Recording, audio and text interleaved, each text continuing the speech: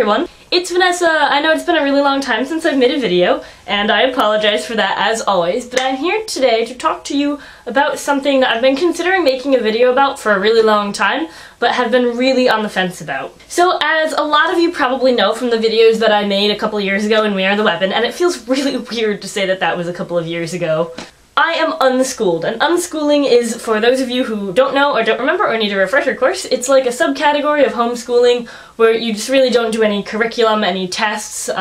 It's very child-led and interest-driven. You get to learn about whatever you want all the time. It's really cool and really awesome. As you can imagine, there are a lot of people who don't think it's really the best idea and are very vocal about that. And because of that, I think it makes it so that people in the unschooling community don't really like to give their own critiques of unschooling. I've made a lot of videos and spent a lot of time talking about how fantastic unschooling is, because it is. But I think it is also important to recognize the ways in which it is a struggle and it is a challenge for those who unschool. And it's especially important to recognize if you're thinking about unschooling and you want a really fair opinion, not an opinion from a school teacher from like Missouri or something who thinks that everybody who unschools is going to end up homeless in a ditch, and not the kind of opinions that are from unschoolers who are just trying to protect their lives from such outward disdain from the rest of the world. So that's right, I'm going to talk to you today about some of the ways in which unschooling can be a real drag. Now, some of these points are definitely going to apply to people who do go to school or people who have other forms of education or schooling, but this is one that I think a lot of unschoolers face. The constant need to be reevaluating, am I doing the right thing? Am I learning enough? It's a constant worry, I think, for a lot of people, and it definitely is for me. Am I keeping up with my peers? Am I going to end up homeless in a ditch? These are definitely concerns, and it can definitely be a downer to be always feeling like, you know, there's nobody else steering for me, I'm the only one. So, you know, of course, if you are lucky, have great parents to support you, great friends to support you, a great unschooling community to support you, but really, ultimately, as an unschooler, I am in charge of my education.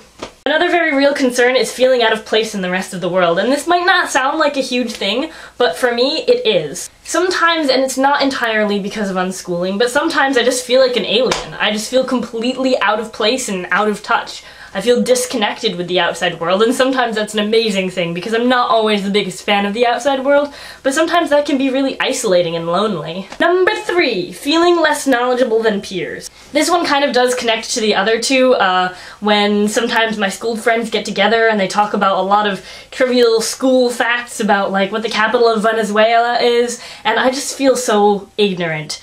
And that can be a really terrible feeling. Number 4 is feeling pressure to explain details about your personal life to complete strangers. Oftentimes, complete strangers feel that somehow you owe them an explanation of why you chose to unschool or what unschooling is like. This isn't something I usually mind because I really like advocating for unschooling, but it sometimes can be really wearing.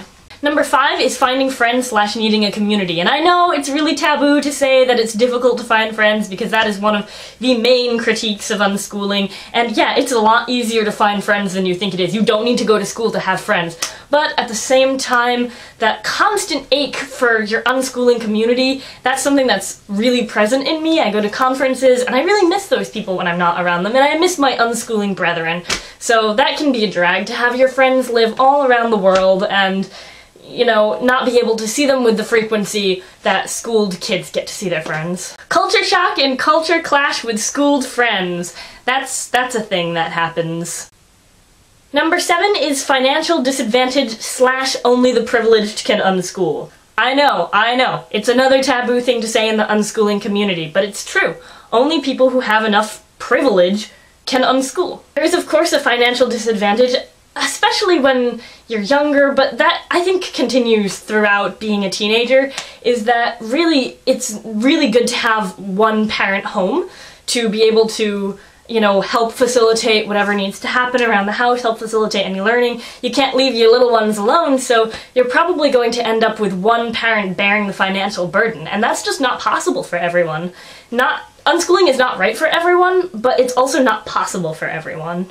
Loss of familial slash parental slash friend support is another thing that can really, really suck. There are definitely family members in my family who disagree with unschooling very, very vehemently, and that can be a real challenge to feel like your own family, your own extended family, is really against what you're doing with your life. Number 9 is problems within the unschooling community itself. There seems to be this notion among some unschoolers, although of course not all, it's a big community, there are a lot of different people in it, but there seems to be this notion sometimes that successful unschoolers do a certain thing, like travel the country, or find a cure for cancer, or like, I don't know, live on a boathouse in the Great Lake or something crazy and awesome like that.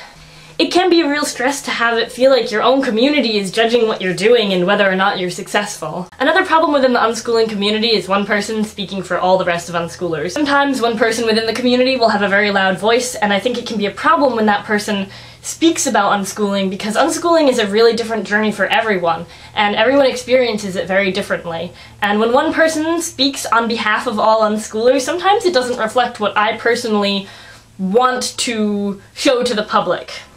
A similar yet kind of unrelated problem is media coverage. There have been some really nasty articles about unschooling that have surfaced, and that always is a terrible feeling, to have a part of yourself that is so intrinsic sort of shown to the public in such a negative way, as it usually is in these articles. And number 10 is a little bit similar to one of the past points, is expectation to do great things from society and or community. Sometimes being a successful unschooler just means living a pretty ordinary life. It doesn't necessarily mean going out and doing amazing things. It's whatever you want it to be, and I think that can be something that's difficult even for me to keep in mind sometimes, is that just because I'm not doing these grand and amazing things doesn't mean that I'm failing at being an unschooler. With all that said, I just wanted to return to what I said in the beginning of the video, which is that unschooling is fantastic and amazing, and I love it, and if these are the 10 biggest problems I can find with it, I feel like I'm doing pretty good. If anybody has any questions or comments or other things to say, you can feel free to put them in the comments department below, and I will do my best to get back to you and answer, and maybe answer, if you guys have a lot of questions, maybe answer in another video. So thanks for watching, and goodbye. It's been a long time since I've made a video. I miss this.